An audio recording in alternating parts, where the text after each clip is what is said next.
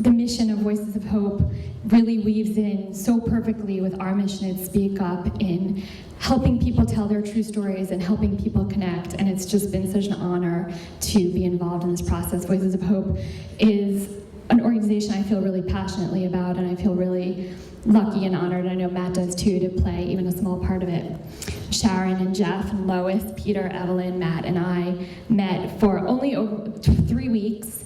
When we started, we were really, this was new to all of us. Matt and I had never done anything like this before, and everybody was just so gracious and willing to work, and what they came up with in this short amount of time is terrific, and I'm excited to present it to you today. Our next storyteller is Evelyn Fishman, who's also a Fishman, but a different Fishman. I feel like you guys probably all know that. Evelyn lives in West Hartford with her husband Michael and their 4 cats. Their 3 sons, she tells me, are mostly out of the house, which I feel like is a statement about having adult children. Evelyn's favorite Yiddish word is mishpucha, which means family, and she says it's her favorite because it's one of the most important things that bonds us all together, which is a lovely sentiment. Please welcome Evelyn Fishman.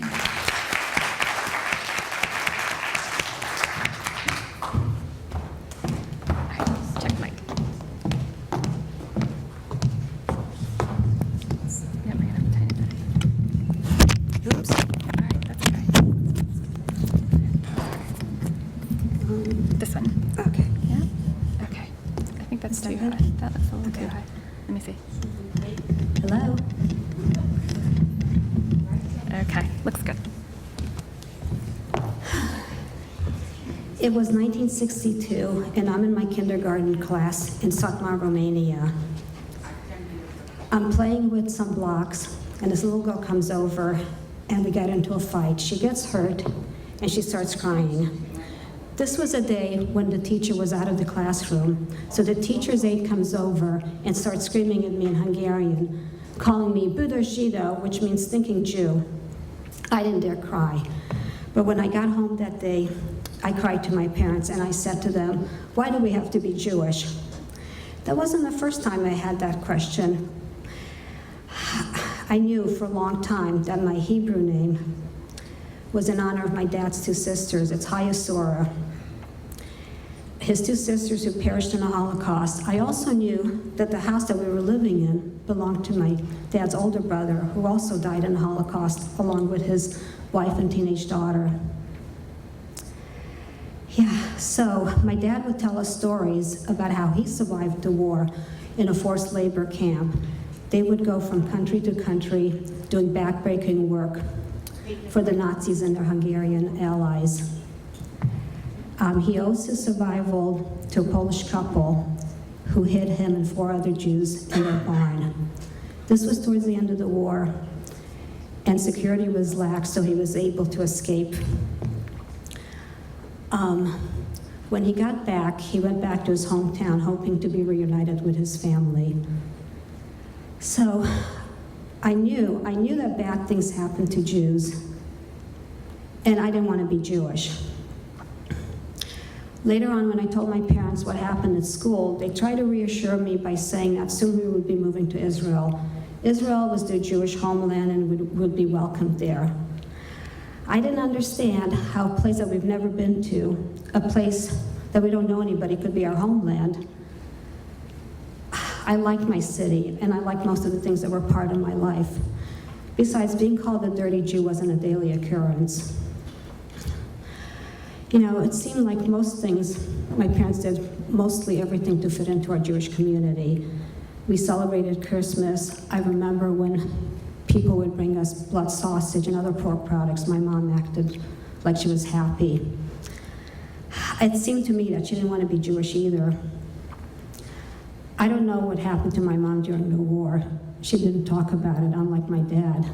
What I do know is that her dad died before the war started, and her 2 brothers were sent to forced labor, and one of them lost his life. My parents already scrubbed their Jewishness, so why were we still moving? A few months later, we landed in Tel Aviv, and I wasn't happy. It was a hot spring night, and the air was swarming with mosquitoes. We were put on a bus and taken to our new home about an hour south of Tel Aviv. Compared to our home in Romania, this place was a dump. There was no screens on the windows, and there was no furniture. Mosquitoes were everywhere, and there was just 4 metal cots in the room. By the end of summer, I was enrolled in first grade, and I learned Hebrew pretty quickly, but that didn't help me feel like I fit in or belonged there. I learned that there was a hierarchy of Jews, where the Sabra Jews were the top tier, and the immigrants, which I was one, were considered inferior. I was bullied and chased by some kids in my classroom. Most days I was afraid to come home. So it seems like Israel was the Jewish homeland, but it never felt like our homeland. After 4 years, I was happy we were moving to the United States. In the United States, we settled in Los Angeles, and my parents joined a synagogue and became more religious. I couldn't understand, how could they be clinging to something that gave them so much grief? I was rebellious, and I wanted nothing to do with Judaism. Of course, that was difficult since we lived in a Jewish neighborhood, and I had mostly Jewish friends. I did join B'nai Brit for Girls, which was an organization that put together socials for young girls to meet young guys. And it was just a ploy. I wanted to get out of the house, and that was one way I could fool my parents. So we would have meetings at the synagogue just to plan our socials. I remember one time I had my non-Jewish friend, Doreen Kelly, with me, and we were in the hallway, and these old ladies were talking amongst themselves, and they looked at us and said, "What are the shiksas doing here?" I was happy to be considered a shiksa.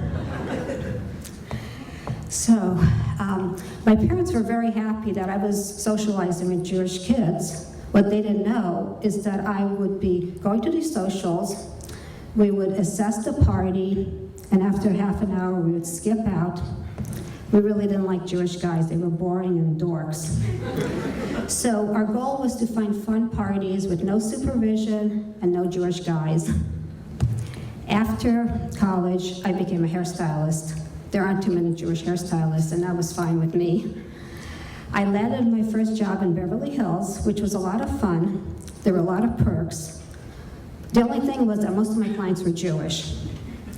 And they were surprised to find out that I was Jewish too. After I settled in my career, I started taking classes, fun classes like acting and cinema. In Los Angeles, everybody takes acting.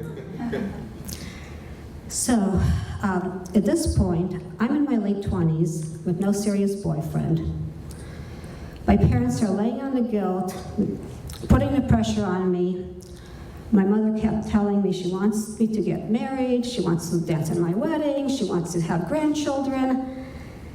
And that's all because they got married late in life. She was 40 by the time I was born. It seemed like everybody, my parents, my clients, my parents' friends, even my parents' rabbi, were trying to fix me up with a nice Jewish guy. I wasn't that interested. They were all boring. I couldn't imagine ever being married to a Jewish guy. So around the same time, I enrolled in a class called Jewish Awareness. I don't know why, it seemed like a fun class. Well, I found a teacher to be very interesting, and his take on Judaism was that in most religions you have to worship God and not question anything, but in Judaism it's okay to question God, and it's all about how you treat your fellow human being, and that's what makes you a Jew. And that made perfect sense to me. I questioned God and I questioned my Jewishness. So it wasn't an aha moment, but slowly and day by day, I started feeling more comfortable with my Jewishness. I even went to synagogue with my parents a few times just to please them. I also started dating this guy, Peter Johnson. Now, Peter was Catholic, but he was also gorgeous, and we had a lot in common. He looked like a cross between a young Ryan O'Neal and Richard Gere. So things were going really well between us, except I had a very uncomfortable Sunday brunch with his family. And after that, I knew things were going to work out with us.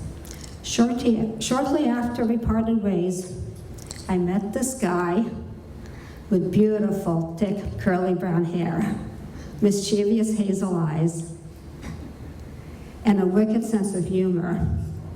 He wasn't boring, and he wasn't a dork, and his name was Michael Fishman. And yes, he was Jewish.